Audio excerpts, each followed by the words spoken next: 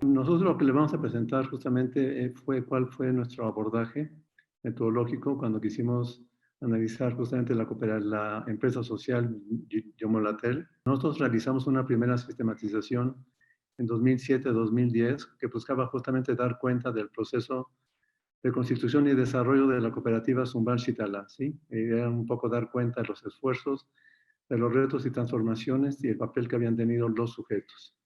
Fue en enero de 2014 y de nuevo acudieron gente de la cooperativa y de la empresa social a solicitarnos que los acompañáramos para ver, bueno, cómo se estaba viviendo, ¿no?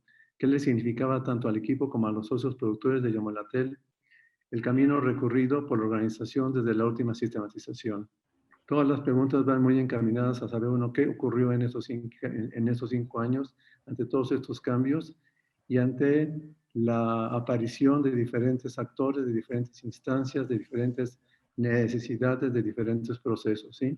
El proceso de sistematización que se caracterizó por dar inicio con una plenaria, ¿sí? Una vez, por ejemplo, que acudimos a Chilón, tuvimos una primera plenaria en donde fue interesante conocer los interrogantes y los objetivos que las personas querían de este proceso.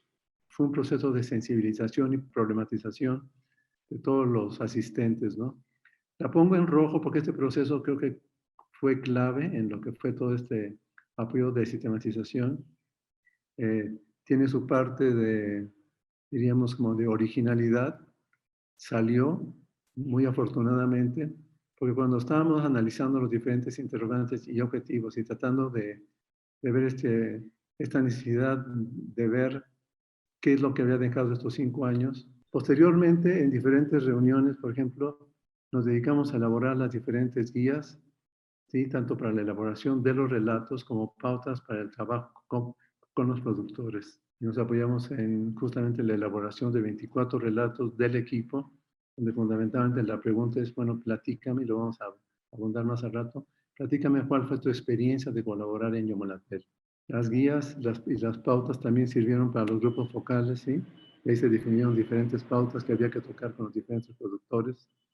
Todo eso nos llevó tanto de los relatos, fueron 24 relatos, como justamente toda la información que se derivó de los grupos focales con los productores, implicó todo un análisis de todas las diferentes dimensiones que surgían en ellos para lograr llegar a una presentación final de la sistematización y poder devolverla, ¿no? Entonces, posteriormente, pasaron 2 años y justamente se intentó retomar el proceso, igual todo esto en plenaria, y esto dio lugar al libro de Voces de Yomolatel, algunos de ustedes lo conocen, y cuando optamos porque mejor que fueran ellos y no nosotros quienes contaran su historia, y toda esta parte justamente, el haber retomado todo el proceso, la elaboración del libro, buscaba contribuir, la sistematización de alguna manera buscaba contribuir a la planeación estratégica que se estaba desarrollando en la empresa.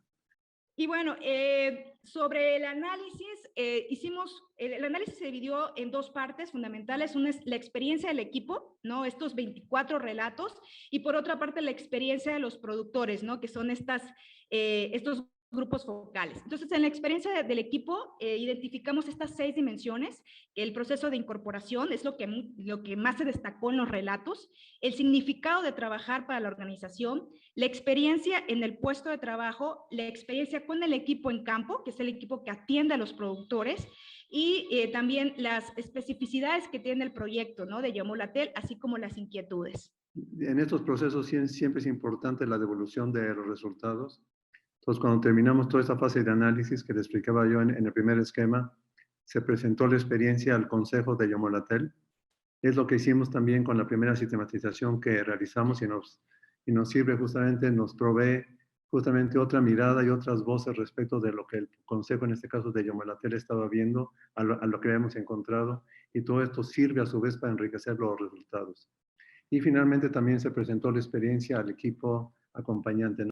¿Qué quedan como reflexiones finales, digamos, de lo que fue todo este proceso? Por un lado, el interés y la importancia de la sistematización como una experiencia formativa para la organización.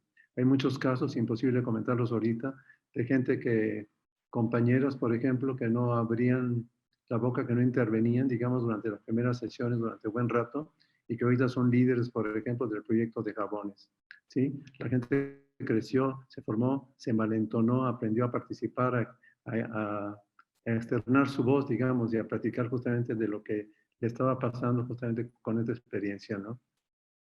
Fue un espacio en donde los espacios de crítica y reflexión promovidos por la sistematización fueron espacios de reconocimiento y de resistencia, de confrontación de interpretaciones y perspectivas distintas, ¿no? Es interesante, ¿no? Nos encontramos de repente con compañeros que siguen allá y nos dicen, bueno, ¿cuándo vuelven?